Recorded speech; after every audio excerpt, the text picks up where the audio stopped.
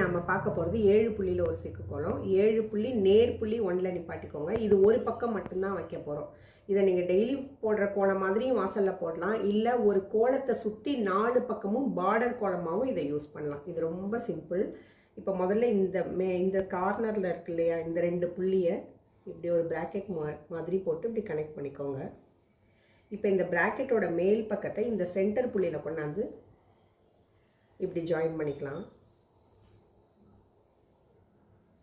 இந்த ப்ராக்கெட்டோட கீழ் பக்கத்தை இதை அப்படியே திருப்பி மேலே எடுத்துகிட்டு போய் இங்கே வளைச்சி திருப்பி கீழே கொண்டாந்து அப்படியே நிப்பாட்டிக்கோங்க. அதே மாதிரி இந்த பக்கத்தை வளைச்சி மேலே எடுத்துகிட்டு போய் இதை திருப்பி கொண்டாந்து இப்படி கீழே வச்சுக்கலாம்.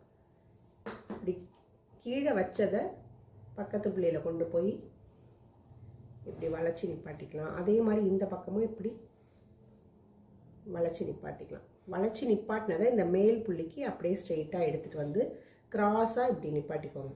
நிப்பாட்டினதை இப்படி அழகாக ஒரு சின்ன தீபம் மாதிரி போட்டு கனெக்ட் பண்ண வேண்டியதான். இப்போ சென்டரில் இப்படி நம்ம ஒரு டாட் மாதிரி வச்சிட்டோம்னா பார்க்கறதுக்கு அழகாக இருக்கும்.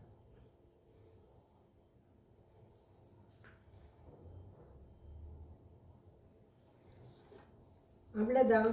சூப்பர்.